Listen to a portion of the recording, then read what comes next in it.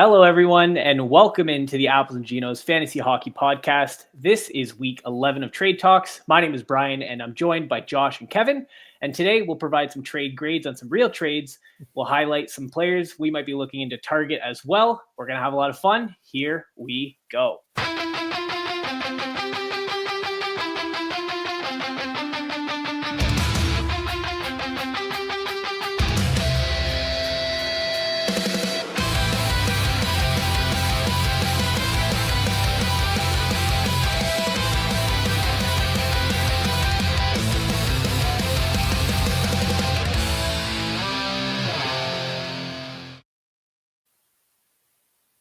All right, we are live. Josh, Kevin, you guys are not Ryan and Evan, so how are you guys doing today? How are we doing? We're doing great. Doing good. Good. Yeah, thanks for having us. Yeah, we're happy to have you here. For those of you that don't know, both, I guess I'm already forgetting their names, Evan and Ryan. They're not going to be here today, but we got some great replacements here. You've already forgotten about them. Yeah, we forgot. They're gone now. We got Kevin. We got Josh. Kevin, I know you wanted to say a little bit about your own plug here, so why don't you jump in and introduce us to you guys? For sure. Well, Josh and I are 2 out of 3 hosts of the Banger Management Fantasy Hockey Podcast. It's been a few years we're in the game, and a lot of our viewers, honestly, are Apples and Ginos fans, just like we were before starting our own podcast. So really happy to be here. We're on literally every platform, so Spotify, Apple, YouTube. If you want to listen to our content, we cover bangers, categories, leagues mostly, and just all that good stuff. So looking forward to it. Yeah, I will tell you, I love the Banger Cats. So definitely, for those of you that are listening, make sure you guys check them out as well. Really quick before we get into things, we already got a couple comments. We got Roman here popping in to say hello. Hello, Roman. Hope you're doing well, man. Sup, Roman? Yeah, we're going to have a good time here. I think we're going to kick things off by starting to jump into exactly what the people want. And that is going to be a little bit of the newsies here. So as Blake likes to say, we're going to jump into the newsies. Kicking things off here. I'm going to rip through these. First of all, Brandon Hagel is still day-to-day. He got hit by Seth Jones. I don't know if you guys saw this, but since he injured Barkov, he's been hurt, I think, 3 times against Florida. So real question for Kevin, I'll throw it to you first. Is Florida just, making it a habit just to target him at every single chance they get? I mean, at this point, I feel like you can't call 3 times in a row a coincidence. It feels like he's kind of getting targeted. And if you saw the clip, you saw Seth Jones had that locked and loaded from meters away. He was coming for him. So I feel bad for Hagel. Hopefully it's nothing too serious. Yeah. Hopefully it's just a minor concussion, but definitely not fun for him. Yeah, I'm hoping that the next time they play Florida, just be a healthy scratch, let everyone know ahead of time. Otherwise he's going to be missing a couple games. We got Darcy Kemper just jumped to the IR. He got smoked by Rantanen, if you saw that. And I'm watching that game. I'm thinking to myself, Rantanen again? This guy's becoming the new Brad Marchand. I don't know what's going there. So, but the way it looks like right now, Forsberg will be the one in net. Josh, you picking up Forsberg in any spots? No, I'm not too interested. Honestly, if you've been following LA this year, the only reason they're getting any points is because of Kemper. It's not like Kemper's benefiting from a good team. It's the other way around. So now Forsberg gets to inherit a team that can't score more than 1 goal a game and has no power play, and he's just a way worse goalie than Kemper. So I view this a lot like the Eric Comrie situation when Hellebuck got injured, and anyone who picked up Comrie knows that didn't work out too great. Yeah, let me tell you, I picked him up and I dropped him. I dropped him almost as quickly as I picked him up. It did not look good.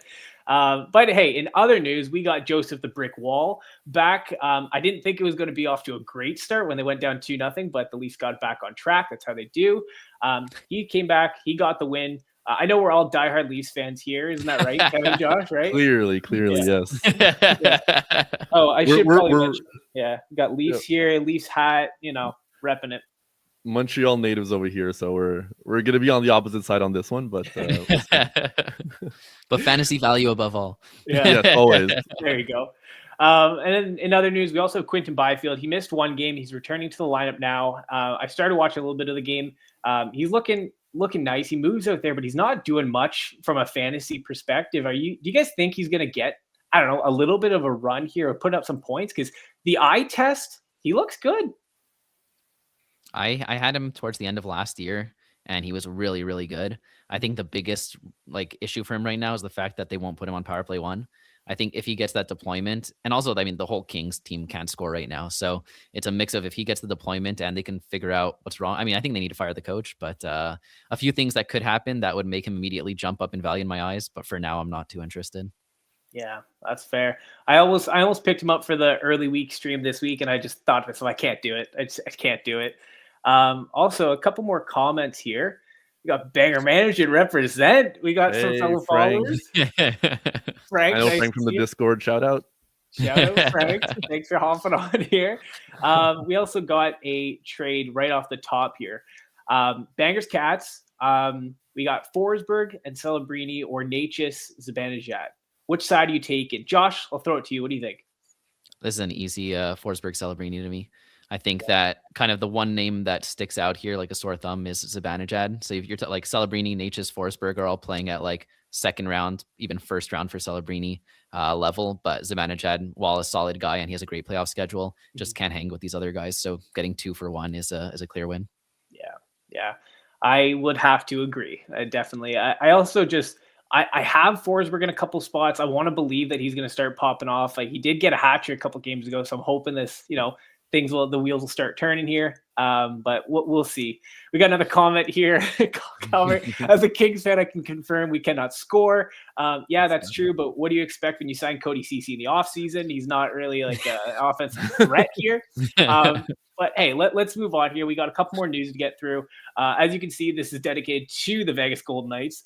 We got Jack Eichel is dealing with an injury there, so he's out for today's game, which is today. We are Wednesday. Yeah. Oh, it is illness. It was an illness. Yeah, I thought it was pretty much just an illness. Like they're gonna hold him out for today, but I don't expect him to miss any more games. Yeah, let's hope not, because he's been obviously great this year. We also got another one. Shea Theodore is dealing with upper body injury. The guy is also a little bit made of glass, so it sucks to see that because he's putting up some good points. He's not going to be playing tonight either. Kevin, you got Jack Eichel or Shea Theodore in any spots?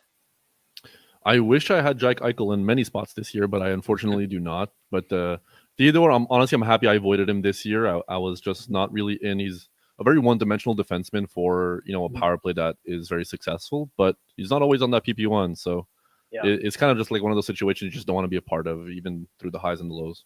Yeah, absolutely. And you know what? Like I was out on Shea Theodore, and I just looking at his recent production, I'm like, oh, he's still putting up a lot of points. Like I don't know, is he on power play 1? Is he not? Like he's not on power play 1, and he's still getting points. So we'll have to see that.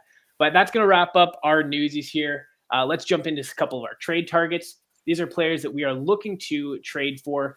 We might kind of throw out some names that we think aren't producing right now that we believe in. So we want to look to try to pick these players up, go after a manager who's feeling it, not really feeling like great about his team. I'll kick things off here. I got Willie Stiles, William Nylander.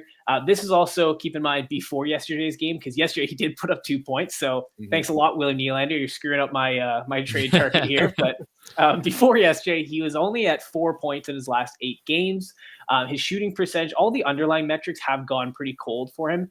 Shooting percentage, like I said, ice cold the last 5 games. Scoring chances and expected goals per 60 rank are way down.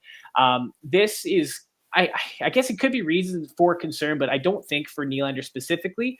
What I've noticed definitely looking at the Leafs over the past year or so is that a couple players will definitely feel the effects of the Craig Berube system, but Willie Stiles has never really been one to be impacted that much. He had a great year last year. I expect him to have a great year this year.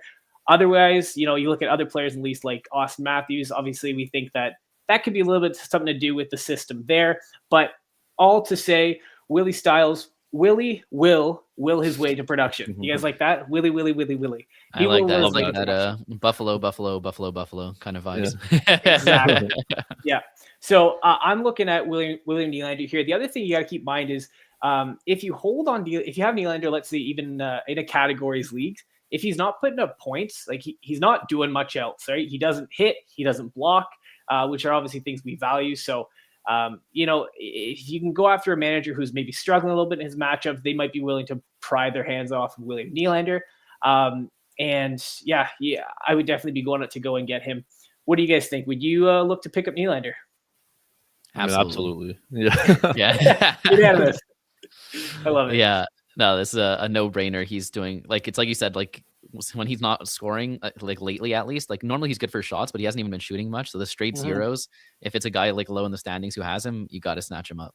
You got I was it. gonna say, like, just tacking on to Josh, like when this is the type of player that if the manager is succeeding in the league, they're not really very likely to trade them. But if they're on one of those teams that's really struggling, then you have an opportunity to get in. Absolutely.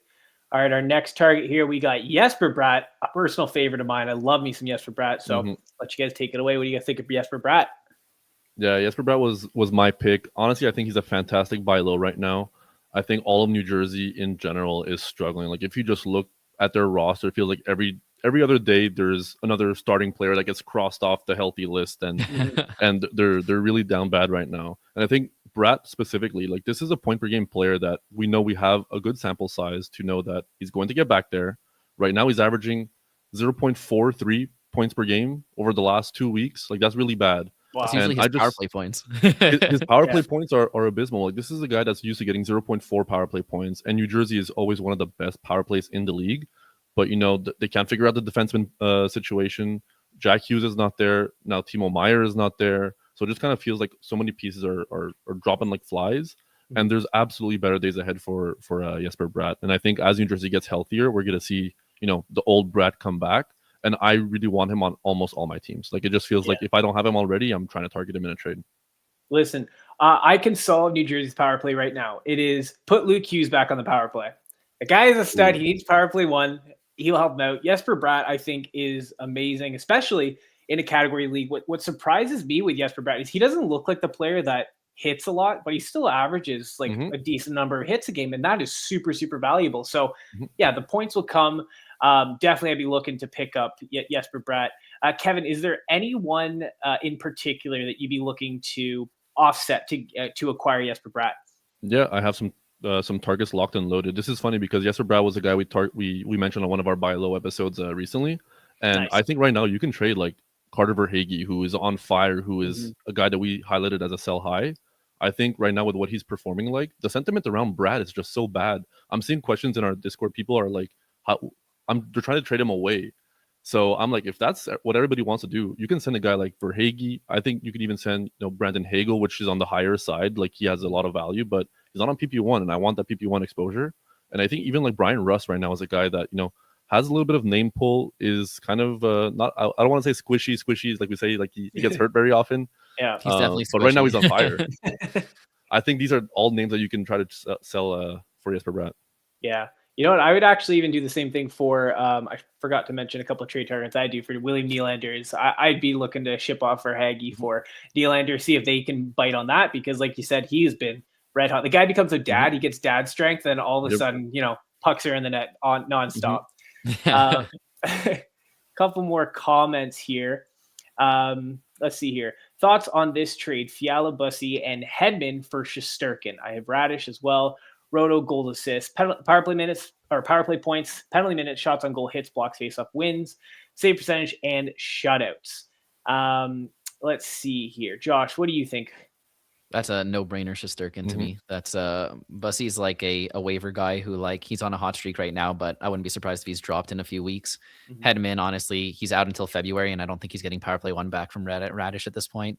And Fiala's solid, but you're talking about like one of the best goalies in the league with the best playoff schedule. So I didn't even need to wait for the Cats. I knew it was absolutely Shesterkin. Yeah, I can't argue with that too much. We got another one here. We got from Roman. What do you think are the chances of Binnington becoming Winnington or getting traded? Josh, what do you think? Do you think he's going to get traded, or do you think he's going to start winning? Which one happens first? Is neither an option? I mean, he's definitely not getting traded, and I think that everyone out there who has Binnington, you have my approval to drop him. But look, I think everyone's kind of hoping that they pick him for the Olympics, and then he goes on a run like he did after the Four Nations. I don't see it happening. I don't think he should be at the Olympics for Team Canada. So we'll see what happens. But no, I'm not betting on a big turnaround for Binnington this year. Yeah, that's fair. Kevin, do you disagree? No, I completely agree. I honestly, I think the only silver lining for his value is if he goes to the Four Nations and has that motivation back. But I mean, they're playing Hofer more than him right now, so it's just kind of like everything's bad. Yeah, that's totally fair. Another one here. We got thoughts on Hedman, Nurse, and Norris for Heiskanen and Meyer. Kevin, I'll throw this to you one first. What do you think? I mean, give me Heiskanen and Meyer easy. I think this is. I'm not shocked that this is a question, but I mean, Hedman is. I feel like he has only name value at this point. He's clogging your IR for the next 2 months, and then we don't even know what his value is going to be when he comes back. Nurse is just a banger guy. Norris, I'm. If you guys listen to the podcast, I'm a huge Josh Norris fan. I drafted him, held him for the whole 2 months he was out. But Heiskanen is a stud, and Timo is out indefinitely, so it feels scary. But like, it just Dahlin was out indefinitely and came back like 2 weeks later. So yeah, I'm not. I think that's a great discount you're able to get on Timo. Yeah, absolutely. I think we're going to hear about Hedman a couple more times before the end of the podcast here today. Popular got to get questions about now. Yeah. All right, we're going to finish up with our last trade target here. We got Sebastian Aho. Josh, take it away. Yeah, so Aho was my pick. This is another guy that I feel like we're hearing a ton about. Everyone who has him hates him right now, and other people are like, what's going on with him? Or more likely, if you don't have him, you're not really thinking about him because his name hasn't shown up on the score sheet. He has no points in his last 5 games. He's averaging 0.57 points per game over the last month with only 0.14 power play points. Last year, he was near a point per game with around 0.3 power play points. His shooting percentage is at 11.7 versus a career average of 15. This is the lowest percentage he's had since his rookie year, and he's been around a point per game every single season of his career except his rookie season. That's 7 years. So I have no doubt in my mind he's going to end up around 0.9 to 1 points per game, and I think that it's a great opportunity to buy. And yeah, some targets that I mentioned there. Joel Eriksson-Ek, I mean, he's riding high on this whole Quinn Hughes hype, so I think you can definitely flip that. Nazem Kadri's been on fire, but I don't believe it's going to last. And Sam Bennett also, after, if you've held him all season, you're like, wow, he finally woke up. But if you held him all season, you should remember the lows and get him off your team before it goes back to that. Yeah. You know what? I actually just flipped. I acquired Sebastian Aho, and then I just flipped him again for Dylan Guenther.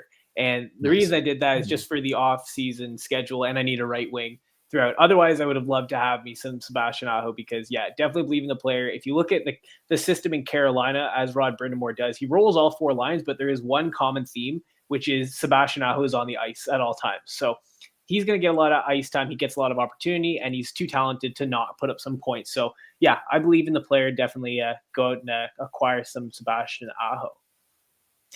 I think we do have a couple more comments here. Comments are flying in. I love to see it keep coming in. Are the Leafs buy low right now? You know what? I say no, and I'm a Leafs fan. I just say the Leafs, it's a mess. Like, I think Matthews will get a little bit better. Nylander, obviously, we know. I think he's getting a little bit better, but I don't know how much better they're going to put up. Like, if you're looking at some of the underlying metrics of the team, like they're efficient right now in scoring, but they're not really creating much. So that has me a little bit worried. Josh, see nod your head there. Do you disagree? You agree? I think a lot of the top Leafs are buy lows. I mean, you mentioned Nylander at the beginning. I think that's a huge one. I think Matthews, I mean, he's kind of not really a buy low anymore because he's putting up the points again.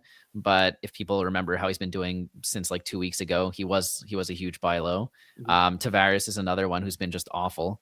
And I mean, Nyes is just, even though he hasn't been putting up the points, his backhats are solid enough that I don't think anyone's too upset having him. But these guys are just too talented. And even with, the system and all that stuff, like, I don't see any of these guys being under a point per game. Like, I mean, Nyes hasn't done it yet, but I could see him being point per game. But like the other 3, I think are locks for it. So if you can get them for cheap, then it's a great time to do it. Yeah, absolutely.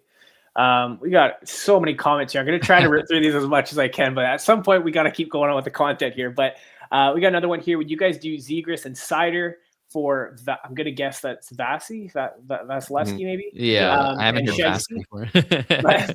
Vasi or Shiesty in a points league. So Zegras and Cider for Vasi or Shiesty in a points league. I'm really running 0G with only Wool, have Hedman and Fox on the IR. Interesting. Kevin, you want to take this one? Yeah, for sure. I mean, listen, when a question like this comes out, I always like to know what the replacement value is, because to me, this is basically like Cider for Vasilevsky, and then who are you going to pick up to replace Zegras? Because I think Zegras is definitely replaceable. I mean, he's been way better than everybody expected, I think, going into the season. Like, he was just basically a dart throw at the end of your drafts, pretty much, or picked up on waivers. If you're a 0G team, like, and you can acquire Vasilevsky for this price, like, this is a no-brainer. Still Shesterkin as well. I think I would really want to acquire him, but I think Vasilevsky is better. So if you have to pick up the later, I'd go him. But this is a trade I'm doing for sure. And then, pick up the best guy on waivers, and you probably get good replacement value on Zegras. Fair enough. I will say the Apples and Ginos, we are very much 0G here. So anytime a goalie's involved, I go, forget it. I'll find a streamer. Give me the good players here. It doesn't really matter unless it's Hellebuck and you get an insane value. I'm not doing it. We got another one here. My Gunther and Cider for Brat and Saros. I'm not doing that. No. I'd take Slider over Brat, and Saros is almost droppable, and Gunther I really like, so I'm not doing that. Yeah, he's been pretty brutal, Saros. Yeah. Okay, let's move on here. We're going to jump right into our trade grades. So these are the trades that were submitted in the Discord, in the Trade Talks mailbag channel. If you do have more trades, feel free to keep sending them through to us. We love reviewing them. If we didn't get to them today, message me directly or keep firing them off in the Discord and tag us. We'll be able to get to them on the next one here.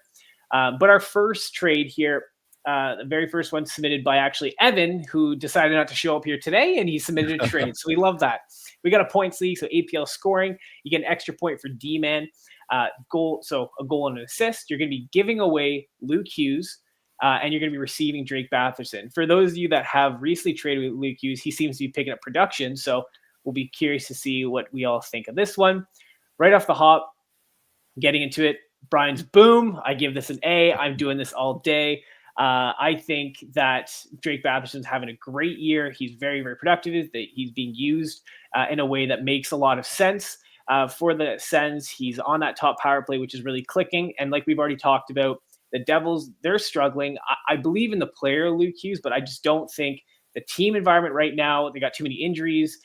Kevin, like you already mentioned, like they're dropping like flies. And I think that's really going to hurt him.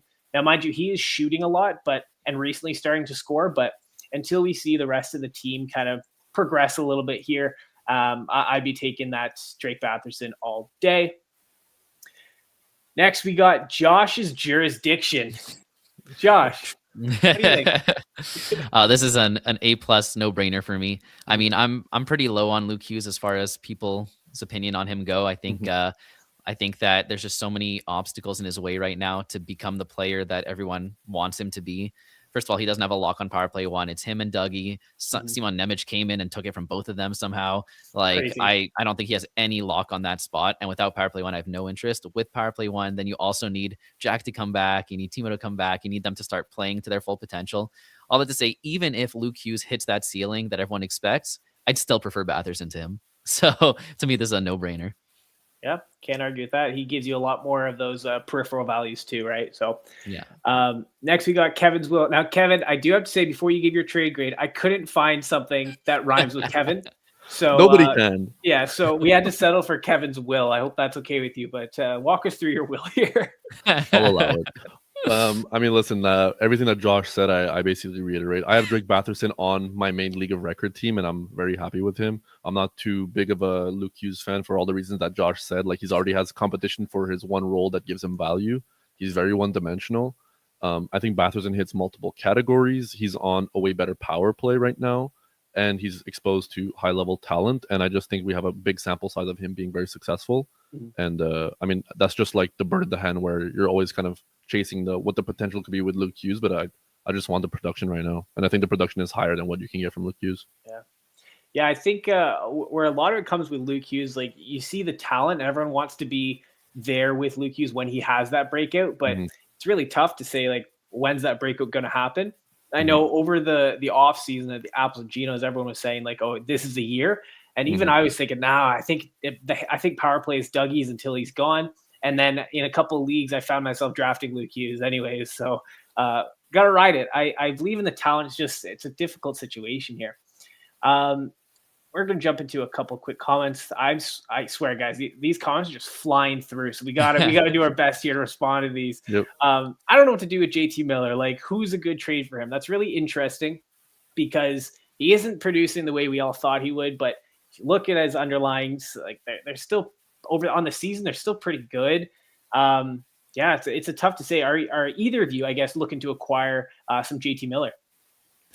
I actually obviously it depends your league settings. In our league, JT Miller's consistently one of the best players in the league, and I actually made the mistake of drafting with my first round pick this year in the 9th overall, and then I got offered McDavid for Miller and Tage, and I snapped that up. So I offloaded him, but like I knew as I was offloading him, like I mean that was a no-brainer for me, but I did fully know that he is a huge buy low. And look, I mean he's been awful for most of the season. He's still averaging around like 0.8 points per game. He's got like 2 shots, like 12 face-off wins, 2 hits. I mean, look, if you wanted him to be that 100-point player that is his ceiling, I don't think that's going to happen. But in a Cats league or any league with face-off wins and bangs, he's still a solid guy. Rangers have the best playoff schedule. So if I have him, I'm not selling him unless it's a crazy offer like the one I got. And if you can buy him, then, I'd be interested for the right price. Mm-hmm. A follow-up to that from someone else. We got Gunther for JT Miller. Are any of you doing this? Slam dunk. I would take JT for sure. Slam dunk. Especially if you're looking at the playoff schedule come, playoff time, week 21 to 23, you're adding a lot of games there. And with the bangs, I think JT just becomes too much value there to pass up. Yeah, absolutely. All right, we got our second trade here. This was submitted by Lucio Mancuso, 39. This is a 12-team. Goals are worth 6.5. Assists are 4.5. Power play is 1. Shorthanded points 1. Shots on goal 0.7. Hits 0.7. Blocks are 1. Goalies, you got wins are 4. Shutouts, wow, this is so long. I'm having a hard time even explaining. Shutouts are 6, saves 0.6, loss -2, goals against -2. Now, this is technically a two-parter, so we're going to start with the first one, the first trade here, giving away Mikhail Sergachev, and you're going to be receiving Adam Fox. Kevin, I know you're up first. Give us your grade. Yes. Listen, I think this is an A+. I love acquiring Adam Fox. He's one of the premier, power play 1 defensemen.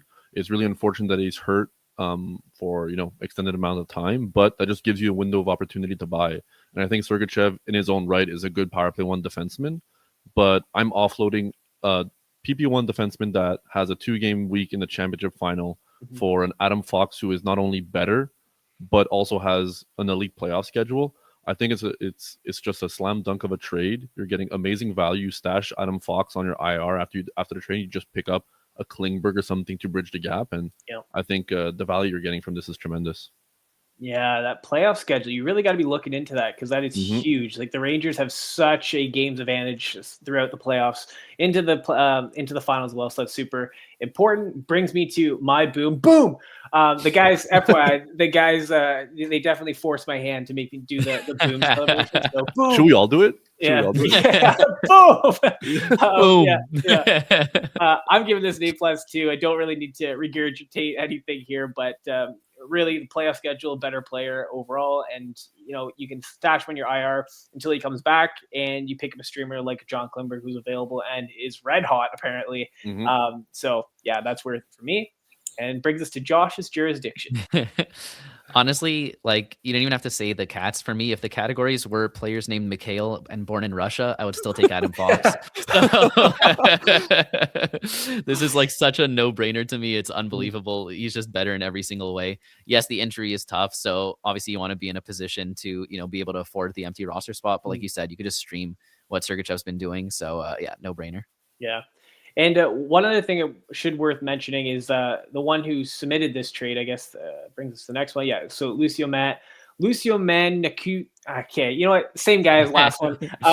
He's doing really well. So he can also afford, like having a streamer. You don't need the points right now. He's up in a top spot. He's obviously eyeing a buy into the playoffs in week 11, which I'm going to assume you have a great team. Your team is stacked. So I would definitely, that also something I take into consideration here.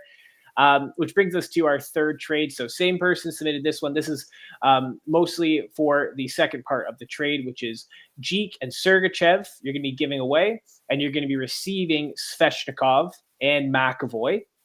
And I don't think I'm up first. I believe it is Josh. We're going to start with you. Give us your trade. What do you think? I'm not a fan of this one. As someone who drafted Svechnikov and had him for that dark period of time that was the first month and a half of the season, you just know in the back of your mind that could happen again. Rod could, he could step on Rod's toe or something, and then Rod's like, "All right, back to the gulag with you," So no, I definitely I still like acquiring Svech at that time when his value was low. I don't like acquiring him when he's on line 1, power play 1, and you have to assume that's his value. And then Eriksson Ek is a great bangers guy, and he just got that whole Quinn Hughes thing. I know a lot of it is hype, but a lot of it is also true. The team just did get a lot better. That power play is going to be a lot better. So yeah, so that part of the trade is I'd much prefer Eriksson Ek. And then the defenseman, I'd give a slight edge to McAvoy, but it's close enough that the top part of the trade makes it an L for me. Yeah. You know what? I will say I like this trade a little bit more, but I'm still not doing this trade. And to those points, like during the regular season, at least Sergachev, he has a better off night schedule, which is really important to get you to the playoffs. And Jeek, like we just talked about, he has that boost from Quinn Hughes. We know that their power play started the season red hot, and then it went like, I think it was in the gulag with Svechnikov, right? It wasn't doing that great. And now it's going to get a little bit of a boost. So in a league where, hits, blocks, shots, they're all weighted. Shots and hits are weighted the same, and then blocks are a little bit more. I think that just carries a lot of weight, and you want to make sure you have Jeek on your team instead of Svechnikov, because you're right. At any point, Svech can get knocked right back down to the fourth line. He doesn't seem to be a fan favorite of Rod. So for me, I'm not making this trade. Kevin. All right. Well, honestly, I feel like I kind of split the difference on both of you guys, because I can definitely see, like, he gave context that, his team, he's very confident that he's going to make the playoffs. And if you look at the playoffs, like, this is a significant boost to his playoff schedule. And that's the one thing that I think leans me into, I could see making this trade. I do feel like you're selling a little low on Eriksson Ek, because I think right now its perceived value is much higher than what you're getting in this trade. But, come the championship final, would I rather McAvoy with 4 games or Sergachev with 2 games? I'm taking McAvoy, every day of the week. And then I think Svech and Eriksson Ek are pretty similar in their banger categories and what they'll get you for shots and hits. But then it's like, who are you banking on being hotter at that point of the season? And, Svech has his own risk associated with him. Do you think Eriksson Ek is going to be line 1, PP1 the whole season and in the last season of the Fantasies championship? So I'm definitely leaning towards doing this if you think that, you're making the finals. But it's a lot of risk that you're taking on, and I do think you could have got better value for the guys you're giving. Yeah, you know what? Got to apply you right off, because I feel like we've been agreeing on too much. So we love to see that, a little bit of discourse here. No, that's really good. That is a great point to bring up. Like, if you are so far ahead in your league and you're already eyeing a playoff spot, tighten up on that playoff schedule, because that's going to be really important for you. Kevin, we got someone here throwing you under the bus. Kevin was in favor of this trade in the Discord. Do y'all think he's right or off his rocker? I got Werenski and keep him in round 8 next year by giving up Gunther and Bouchard. Neither can be kept.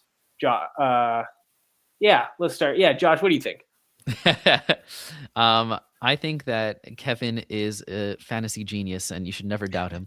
But look, if you take out the keeper aspect of this, I'm not doing this. Never. Yeah, obviously. But the keeper that's a big thing, right? A round 8 Werenski, that's nuts. So obviously, it also depends your situation this year. Like, if you think this is the difference between you winning and losing the championship, then don't do it. But if you're in a spot where it's not going to move the needle that much, then I'm absolutely taking this. So I fully agree. Yeah. And then a little context, not that it matters, I think, for the situation, but goals, assists, power play points, shots, blocks, hits, PIMs, face-off wins. I love Werenski. I want Werenski, and if you can keep him with an 8, that is huge. Massive value. Lots of value, yeah. Like, if you look, a lot of leagues, like, Werenski's also going in first round, second round, in a lot of leagues. So if you can keep it with an 8, it's like, come on. Next one here, someone offered me Heiskanen for Sherratt straight up, and I took it. Was there some reason, underlying numbers wise, that I should have kept Sherratt, or did I make the right call? Was there collusion? Yeah. Was there collusion, and how much money was there on the table? You're taking Heiskanen all day. No, that's crazy. So was everyone else asleep in the league? Like, how does the vetoes work in that league? I don't think you'll find a bigger Ben Sherratt fan than the two of us. Like, I have him on my roster, and I've been, singing his praises. And Josh literally named his baby after Ben Sherratt. Okay, I'm not joking. I'm not joking. It's a coincidence. His wife's biggest crush is Ben Sherratt, and they named their baby Benjamin. So I'm like, okay. But this is a fleece. I'm sorry. I mean, Sherratt's a great banger guy, but the only underlying numbers here are what the guy's BAC was when he sent the offer. Yeah. Moving on here. What do you think about John Carlson and Tage Thompson for Matt Boldy? Carlson, Thompson for Matt Boldy. Kevin, why don't I throw it to you first? You making this trade? I love getting John Carlson off my roster. He's been the type of player that we've, recommended to just like get him off your roster at all costs. So this really comes down to just Tage and Boldy, and I feel like they're just so close in value that I'm giving the edge to the guy with the better playoff schedule, and that's Tage Thompson. So at the end of the day, like Minnesota, hype of the Quinn Hughes trade, they have a 3-3-3 in weeks 21 to 23. Tage has more games than that. John Carlson is a throw-in, so I feel like I'd rather keep Carlson and Tage and try to find a different kind of trade that I can make happen. Yeah, I'd have to agree. I think in terms of the point productions, at least, I'd give the edge to Matt Boldy, but I don't think it's enough for me to jump ship to make that trade, to be honest. Yep. So yeah, I agree with you there. We also got a follow-up. Also, Mark Stone is hot, but I can't see him being healthy. Should I keep or trade? If he's hot, trade him. I think he must have gone a game without getting a point now, but the first one. Yeah, like he's been nuclear. That can't keep up all season. He's not that guy. He's not that guy. You're not that guy. Okay, Josh, going to throw this one over to you here. Would you drop Leshunov or McCann for Hronik, Manson, Matt Roy, Bichelle, Benson, or Zucker for fantasy playoffs? Okay, that's a lot of names thrown at me. I think both Levshunov and McCann are droppable for the right person. So let's see if the right person is on this list. Matt Roy, no interest. Hronik, no interest. Manson and Bichelle are pure bangers. That depends what your team needs. Benson, I'm not that interested in right now, but if Buffalo makes some moves and he cements himself on power play 1, then yes. The most interesting name for me is Zucker. He's just been really, really solid. I would drop either of those guys for Zucker. Yeah, I'd have to agree. I just would like to see Zucker stay in the lineup for a little bit longer. I feel like he's just been unlucky here. Next one here. Thoughts on ASP? Do you think he gets PP1? I mean, he's been putting up some points, but his ice time not too great. Do I think he could get PP1? Like, realistically, he could, but I don't think so. I don't know if you guys disagree, but I don't see ASP getting PP1 this year.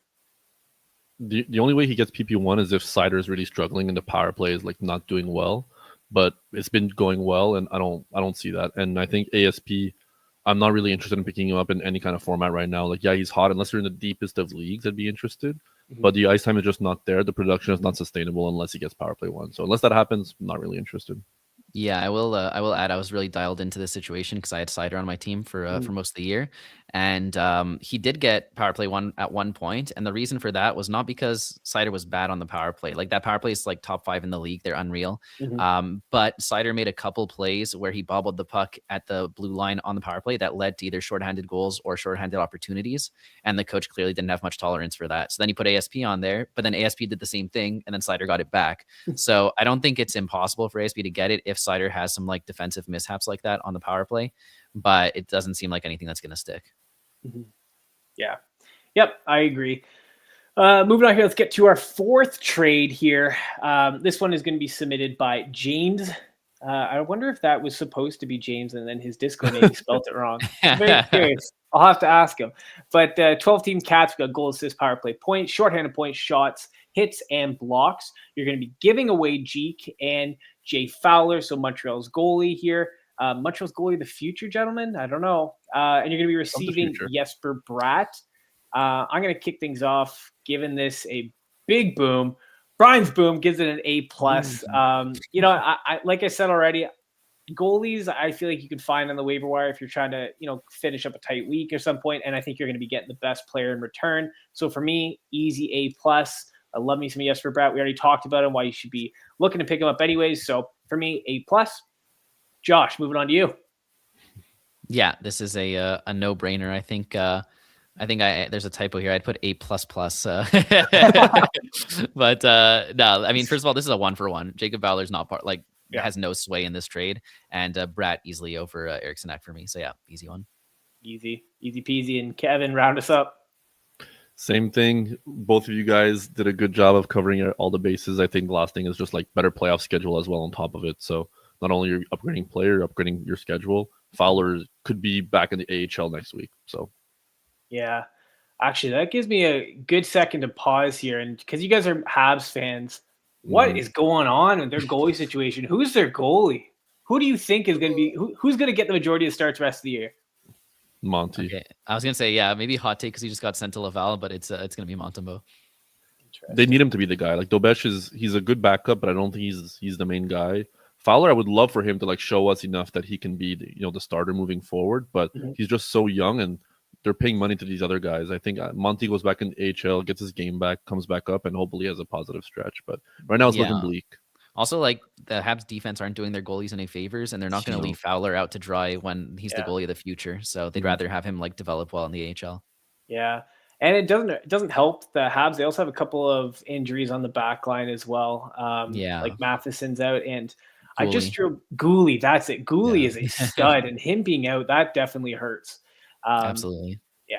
So next one here, we got our 5th trade. This was submitted by Timus. We got 12 teams. Goals are 6, assists 4, power play are 2, shots on goal 0.8, and hits are 8. You're going to be giving away Matt Barzal and Waiver, and you're going to be receiving Zibanejad and Zeev Buium. Josh, we're going to kick it off with you. What do you think of this? Yeah, not a big fan of this one, honestly. I think Buium is pretty much a drop. I know everyone got really hyped with the trade, and then he puts up 2 power play points in his first game. If anyone watched the game, those were 2 of the flukiest power play points I've ever seen. Like one of them, his goal was like he shot it way away from like the net, and then it hit a defenseman's skate and like floated into the net. So no, I mean like he was Minnesota's power play 1 defenseman, and then got traded to a team where he's on a way worse power play with way worse players, and everyone's expecting him to suddenly blow up. So no, I'm not the biggest Buium believer. So I'm viewing this as kind of a 2-for-1. Zibanejad, like I prefer him over Barzal, but I don't think it's that big of a difference. And then, even though this league doesn't have blocks, it still has hits, still has shots. So Waiver is still a solid asset to have. So I would take them. All right, can't complain with that. Kevin, you like this a little bit more? I mean, listen, this is not a trade that I was really dying to do, but I was trying to be a little more generous and less like Josh, let's say. But no, this is not the trade that I'm trying to pull off. I think Buium is the big asterisk here. Like, he's really what makes or breaks this trade. If you believe in him, then listen, I guess you got good value. But I'm not trying to risk my season on trading for Zeev Buium and giving up top value for him as well. Like, I'm not saying Barzal and Waiver are exceptional players for your fantasy team. Like, I prefer Zib with the playoff schedule as well. But I'd rather Waiver over Buium any day of the week right now, even though he's not on power play 1. Yeah. I mean, I can't argue with those points, but I actually thought of this a little bit more, and I decided I think I actually do like this trade. I'm looking at number 1, Zibby, better playoff schedule, which is really important. He's going to hit more than Barzal. He's probably going to end similar points, I think, with Barzal. But the big thing for me is Waiver. I think Buium's going to get a lot more ice time. He's going to get a lot of opportunity in Vancouver. Yeah, like he's not going to be putting up 2 power play points a game, no chance. But he could accidentally run into some pucks, get a couple blocks, or there's no blocks. He could accidentally run into people, get a couple hits. There could be a situation there. Whereas Calgary, the worse they do as the season goes on, I think the less value you're actually going to see out of Waiver. I don't think he's going to hold, like, he won't be power play 1 the whole year. I think they have other guys there. I think they're going to try to play up Rasmus Anderson, get him traded. And then as soon as he's gone, you got Zane Parekh to take over power play 1. So I don't think he's going to put up the power play points there. So just for that reason alone, I think I'd actually lean a little bit towards the Zibby and Buium side of things. But like I said, that's just my take, guys. That's just my take. So we do not have Waiver on my team either. Like, I'm not. Don't get me wrong. It's just the Buium is a big asterisk. Yeah, I think every single person that I know that has Waiver on their team has complained about Waiver at one point or another. So, yeah, doesn't surprise me too much here. Let's just jump into the comments here. We got a couple more. What do you think about this blockbuster for my points league? Connor, I'm going to guess it's Kyle Connor, Tage Thompson, and Jarvis for Carlson, Brady Tkachuk, and Stützle. Wow. Connor, Thompson, Jarvis. Do we know what the settings are? Yeah, that's important. Points league. Points league, but I'm assuming it's heavily favoring, goals, assists, and power play points. So to me, I mean, I'll just give my take right away. It feels bad because I have Brady Tkachuk and we play in a Bangers Cats league, so he's very valuable there, but significantly less valuable in a points league. So for me, I'm taking the first trio: Connor, Thompson, and Jarvis. I think all of those guys have great points upsides, and Jarvis has been really bad on the power play, but I expect that to get a little better. And I think you're getting more points overall if you take those 3 guys. Yeah, I think I'd have to agree with you on that. like Jarvis still going to put up goals. Tage Thompson, Kyle Connor, they're all putting up a lot of points. Brady Tkachuk is not known like he goes sometimes in the first, second round, but he's not known to put up a lot of points. So I think in a points league, he's not valued as highly. Leo Carlson, obviously stud, but I think the point production could drop off a little bit. And Stützle is I would go with the first three. Josh, is that what you're thinking too? My first thought was the opposite, but then I realized it's not the same settings as our league. So in our league, like Tkachuk is like a top 6 pick. So, that's what makes it different. But no, in a points league, I fully agree with you guys. Yeah, absolutely. Let's see here. Oh, I think we got a shout out here. Kevin and Josh in the house. Love the matchup. Two best fantasy pods. Yeah, we love to see it. We appreciate them jumping on, and they're saving the podcast because we have two others that bailed on me. So we're going to scold Ryan and Evan one more time.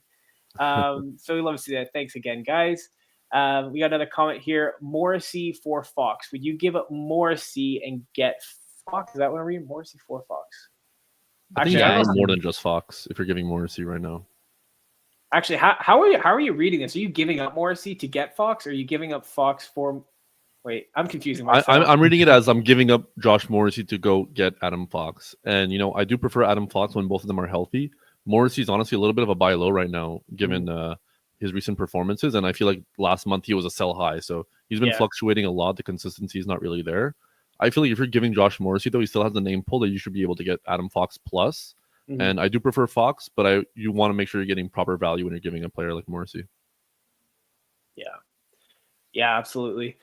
I think this might be our 6th. Or no, they've got 2 more here. We got trade grade 10 teams. This is submitted by Lucio Mancus 39. Again, we love to see it. Keep them coming. He's our number 1 fan today. We got 10 team points, 6.5 for a goal, 4.5 for an assist, shorthanded points 1, power play point 1, shots on goal 0.7, hits 0.7, and blocks just a little bit more at 1. So you're going to be giving away Mikhail Sergachev, and you're going to be getting Victor Hedman. And I think I'm the one who starts it off here. Yep, giving this a no booms for me because I'm not making this trade. I'm not doing this, and the reason being is I don't know how Hedman's going to be when he comes back. Like we talked about this already. Sergachev seems to be coming up an awful lot. He has a lot of opportunity in Utah. We know who he is, but I don't know. For me, it's just too tough of a pill to swallow to pick up Hedman and give away Sergachev. Like, throughout the regular season, Utah has one of the best off-night schedules, which is very valuable. And Hedman, like, he might not even be power play 1 when he comes back. Darren Radish has been lights out. So I'm not making this trade. It caught me because I'm looking at the name recognition. I'm like, oh, Victor Hedman, we love that. But I'm not making this trade. Kevin, what about you? I mean, I feel like we're saying the same thing, but you give a significantly higher rating than I did. I didn't want to be too mean. I didn't want to go lower than a C, but yeah, this is not a trade that I would recommend doing for anybody. I think Hedman's value right now is in the gutter. I think, like you said, like Radish may just keep the job when he's back, and Hedman's out for 2 months. And listen, if Hedman is back playing like Victor Hedman that we expect, this feels like a good trade, right? But there's so many pieces in play right now that's a far possibility. And I think Sergachev, if you want to trade him, you can get significantly better value than Victor Hedman, and that's what I'd be trying to do. Yeah, absolutely. And you did mention, Kevin, that you don't want to be too mean, which is totally fine because we're going to go into Josh's jurisdiction. I have a feeling he might be a little bit more harsh. So, Josh, give it to us. I forgot that there were people's feelings involved. Okay, I was just giving my honest opinion. I mean, to me, I just view this as dropping Sergachev. Like, honestly, like that's how much. First of all, Hedman's literally not playing until February, so you're not getting anything until then. And then if it was that situation where Hedman was power play 1 all year, then he gets injured, Radish comes in, and now that's where we are. It would be a different story. But no, even when he was healthy, Radish was power play 1. Radish is putting up nonstop 3-point games. There's no reason for me to believe that Hedman's getting power play 1 back when he comes back from injury. He's older. He's now going to be injured. And so I honestly, I have zero interest in acquiring Hedman. If I have him on my team, I'm looking for anyone who thinks that he's going to get power play 1 back when he comes back. And I'm trying to sell him. So I'm not the biggest Sergachev guy either. I mean, no, Sergachev's solid, but the playoff schedule I don't love. But to me, this just feels like getting nothing in return. I think honestly, I would recommend like acquiring Hedman, but on the cheap. Like Sergachev feels expensive if you're giving him for Hedman. Like You would give an actual asset to get Hedman? I wouldn't give up a very valuable asset, but like I'm sending like the worst player on my team and I'm able to get Victor Hedman as a stash because, you know, the other manager is desperate, then listen, the upside for him getting PP1 is there, but like I don't want to give anything that's going to hurt my team in the immediate future. Yeah, but how desperate does that manager have to be? That's it, right? I mean, they must be very desperate, but like if I picked up a John Klingberg, I'd flip John Klingberg for Hedman, but Okay, I'm a Klingberg yeah. hater. Yeah. You know, I'll give you that. It's funny. I feel like that's a general consensus that we're all John Klingberg haters, but he keeps putting up points. Like at some point, 5 games. Yeah, I picked him up. I'm not the full hater, you know, but I am trying to sell high. Well, 50% of his production on the season has happened in the last like week and a half. Yeah. So what are you trying to believe? This is the guy that got demoted to PP2 and got scratched earlier this year. I mean, that's true. I feel like it's gonna happen again at some point, but like I don't know. John Klingberg, every time he goes back up to power play 1, him and Celebrini, they just seem to have something that works. I don't know, it's working. I don't know if you saw Klingberg's goal the other day, but that 1-2 pass between him and Celebrini, I was like, who is that? Makar? Like, who is that? Dangle Crosby in overtime. Oh, nuts. Crosby. Crazy things. Crosby. I don't know. Poor guy. Crosby the GOAT though. So we'll leave it at that. We got our 7th and final trade. This one is a whopper. It's a Cats league, so there's goals, assists, points, power play points, shots, hits, and blocks. You're going to be giving away 4 players. You're going to be receiving 4 players. So you're giving away Joel Eriksson Ek. We've heard that name a lot today. You're giving up Zach Hyman, Tom Wilson, and Tage Thompson. You're going to be receiving Leon Draisaitl, Fantilli, Marchessault, and Josh Norris. Josh, we'll start with you. Okay, I'll start by saying this was by far the hardest one to evaluate. I think you just keep adding. This is why I don't like making trades that are more than a 3 for 3. And even then, that's like a lot, you know, because like it just becomes harder to evaluate when there's so many names in the mix. So I'm trying to like split it up into pieces to try and get an idea of if this is a good trade or not. So the way I'm trying to see it is, okay, let's take the 2 best players from the giveaway side, which is Wilson and Tage, right? That's the 2 best players that you're giving away. Would I do those 2 guys for Draisaitl? Yeah, I would. I know that Wilson's unreal. I know that Tage is great, but it's Draisaitl. So let's say we take that as one chunk of the trade. I like the Draisaitl side. Then you look at like who's the 3rd best there. I don't know if you guys rank Jeek or Hyman higher. And then we look at like, you're right. So like we got Jeek, put him against Norris, a healthy Norris. You know, I don't think that's as far off as it may seem to a lot of people. And then Hyman Fantilli. I know Hyman's on fire right now, and Fantilli's been playing pretty slow. But ever since he got line 1, power play 1, I'm way higher on Fantilli. Not versus Hyman. I still prefer Hyman, but I just mean the gap is not as big as I thought. So I'm giving it a B. I think that if your team is looking for consolidation, I think it's a solid move. But I could definitely see it being an L as well. Yep, that's fair for me. And Kevin, what about you? A little less enthused than Josh, but I still think that like I like reluctantly accept this trade. And I think it's because, you know, you're getting the best player in the trade by far. Like there's nobody close to Draisaitl's value in this. And when you get the best player, usually you have high chances of winning the trade. And if I look at like my own projections, I feel like the part that you're receiving here gets you a win at power play points and a slight win at points. And I think that really holds a lot of impact in a categories league where hits and blocks are much more replaceable than, you know, streaming power play points. Like depending how deep your league is, like guys that are actually valuable in those categories are not always on waivers. So I think you get the best players. I think Fantilli and Norris have sneaky value. Marchessault feels like a throw-in at this point. That's but a drop, yeah. He could get hot, let's say, but like I'm not banking on it. But this is I still like this trade, but it feels like a blockbuster and that a lot of things could go wrong. Yep, and I'll wrap this off. I'll wrap this up with AC. So I'm not making this trade, and I'll quickly walk through this because it's a tough pill to swallow when you look. There's so many names involved, and in a category league, I think you're just giving up actually, Kevin, to your point, like hits, blocks, those are a lot easier to pick up on the waiver wire than points, which is very true. But you got to look at what that's associated with these players. Like Wilson's having a great year. Jeek, you know, he gets a boost from Quinn Hughes. Tage Thompson is great there. they all shoot a lot. I think collectively, the four on the left-hand side, so G, Hyman, Wilson, Thompson, they shoot more than Draisaitl, Fantilli, Marchessault, Norris. They hit more. They're on power play 1. They're going to get some points. So for me, it almost seems like it's too much to give for that what you're receiving, because keeping in mind, you're probably going to drop Marchessault. Norris is probably going to go back to IR at some point. He's never been able to stay healthy. So I'm really looking at this at like Draisaitl and Fantilli are the two major focuses I'm looking at in this trade. I love those players. But for me, I think I'm just giving away a little bit too much. If I could do that same trade, but don't give away Tage Thompson and I don't acquire, I don't know, like Marchessault, if someone would do that, I'd feel much better there. But for me, I think it's just you're giving away a little bit too much in a category league.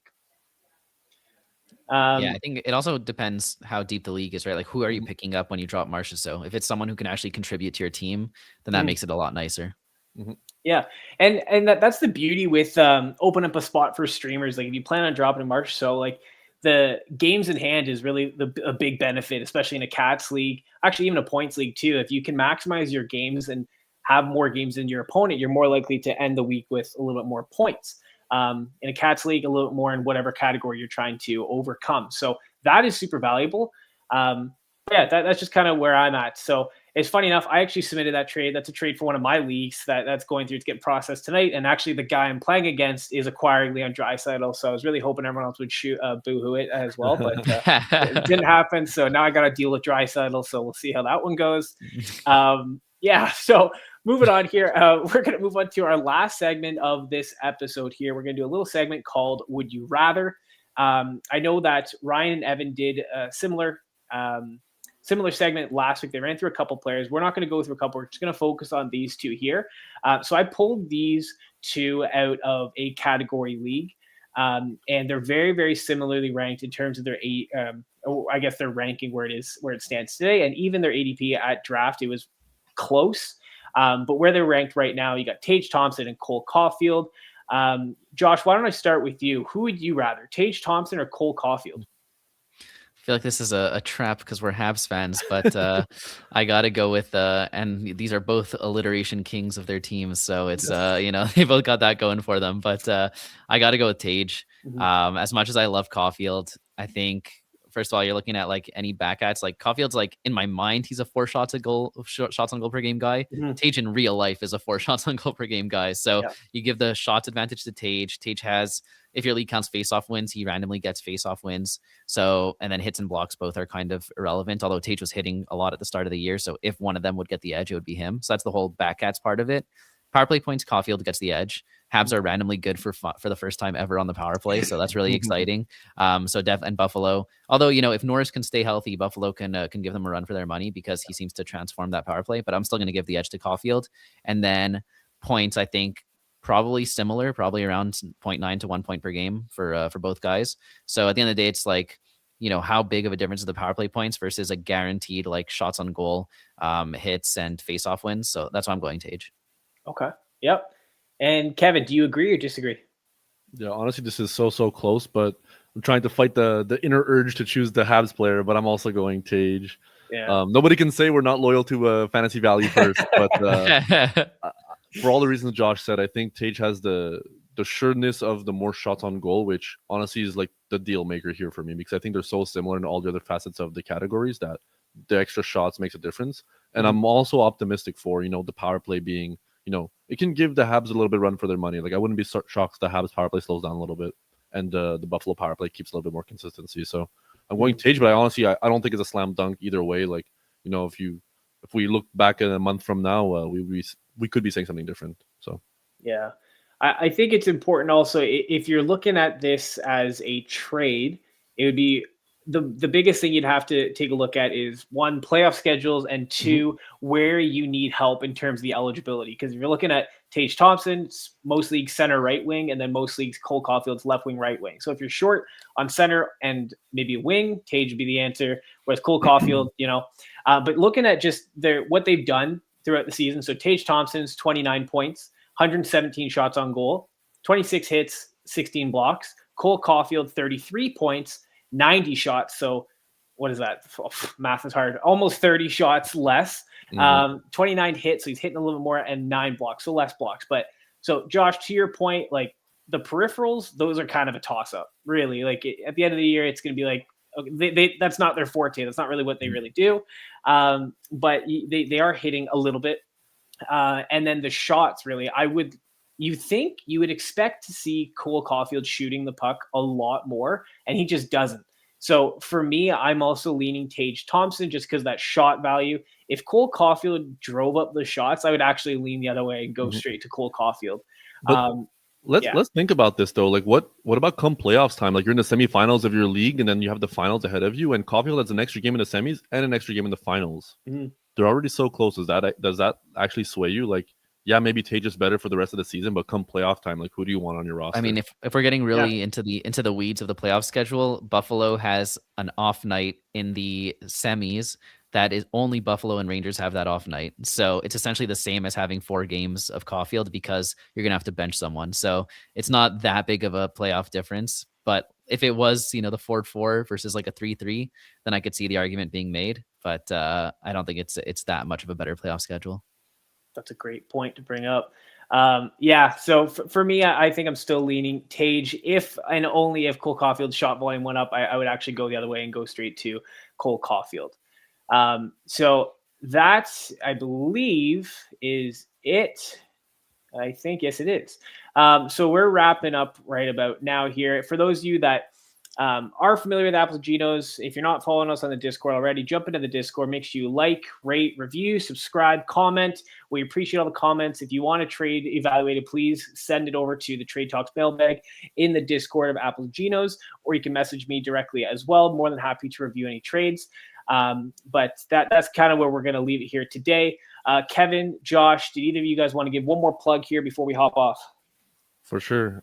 Thanks for having us on. If you're interested in following our content, it's Banger Management, Fantasy Hockey, everywhere you can find us, Spotify, Apple, YouTube, all that good stuff. Discord as well. So if you're into the Apples and Ginos, we have a lot of crossover, I think, already. So come join us in the Banger Management community as well, and we'd love to have you.